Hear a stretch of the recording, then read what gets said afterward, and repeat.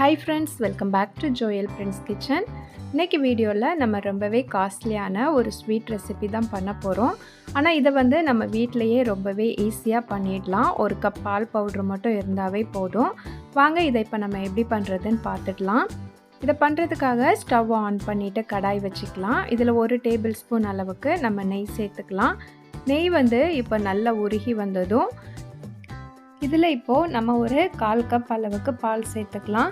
இது வந்து நல்லா காய்ச்சி ஆற வச்ச பால் தான். இப்போ இதை நம்ம சேர்த்துக்கலாம். இப்போ இது கூடவே நம்ம பால் எடுத்திருந்த அதே கப்பாலேயே 1/4 கப் அளவுக்கு நம்ம சர்க்கரை சேர்த்துக்கலாம். சர்க்கரையை சேர்த்துட்டு இதை வந்து நம்ம நல்லா கலந்து விட்டுடணும். இந்த சர்க்கரை வந்து ஃபுல்லாக நல்லா கரைஞ்சி வந்துடணும். இல்லைன்னா நம்ம ஸ்வீட் சாப்பிட்றப்ப நம்மளுக்கு அந்த சர்க்கரை வந்து அங்கங்கே கடிப்படுற மாதிரி இருக்கும். அதனால் இது ஃபுல்லாகவே நல்லா கரையிற வரைக்கும் இதை நம்ம நல்லா கலந்து விட்டுக்கணும்.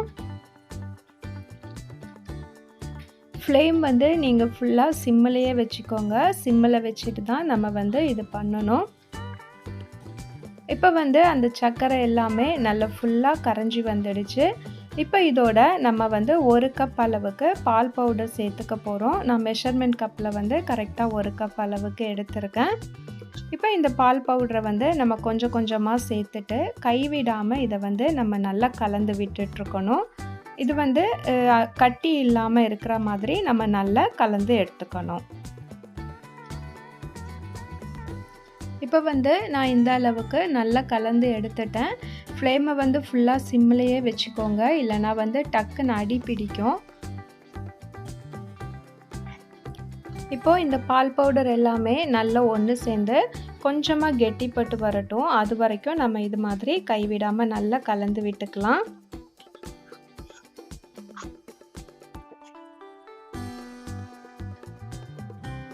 இப்போ வந்து ஃபஸ்ட்டு இருந்ததை விட நம்மளுக்கு கொஞ்சமாக கெட்டியாக வந்திருக்கு.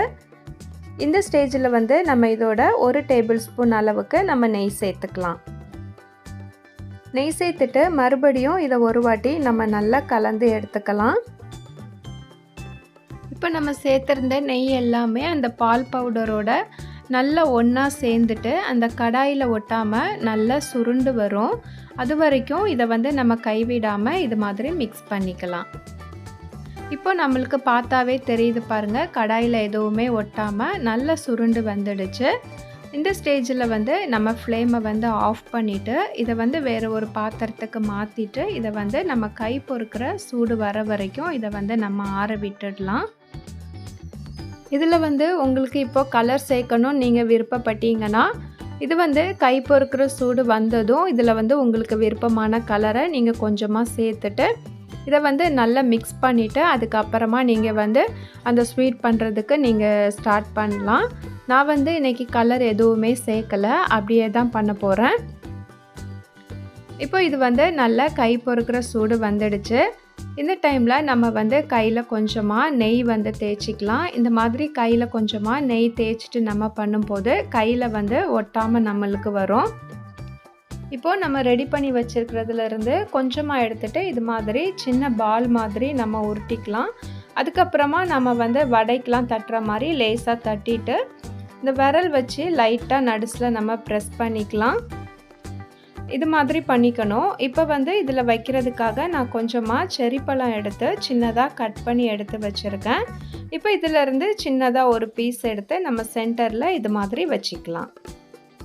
இந்த மாதிரி பண்ணும்போது இது பார்க்குறதுக்கு வந்து ரொம்பவே அழகாக இருக்கும்.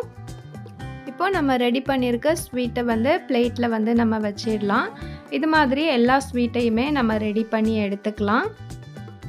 இப்போ நம்ம வந்து எல்லா ஸ்வீட்டுமே இது மாதிரி ரெடி பண்ணி எடுத்துக்கிட்டோம். அவ்வளோதான், நம்மளோட ரொம்பவே சூப்பரான மில்க் பேடா ஸ்வீட் வந்து இப்போ ரெடி ஆகிடுச்சு. இதையே நம்ம கடையில் வாங்கினோன்னா ரொம்பவே காஸ்ட்லியாக இருக்கும். ஆனால் வீட்டில் வந்து நம்ம 1 கப் பால் பவுடர் இருந்தாவே போதும். இதை வந்து ரொம்பவே சூப்பராக நம்ம ரெடி பண்ணிடலாம். வரக்கூடிய தீபாவளிக்கு நீங்கள் கண்டிப்பாக இதை உங்கள் வீட்டில் ட்ரை பண்ணி பாருங்கள். வீடியோ பிடிச்சிருக்குன்னு நினைக்கிறேன். வீடியோ பிடிச்சிருந்துச்சுன்னா லைக் பண்ணிவிட்டு ஷேர் பண்ணுங்கள். புதுசாக யாராச்சும் நம்ம சேனலை பார்க்குறீங்கன்னா ப்ளீஸ் சப்ஸ்கிரைப் பண்ணிவிட்டு பக்கத்தில் இருக்க பெல் ஐக்கானை கிளிக் பண்ணி சப்போர்ட் பண்ணுங்கள்.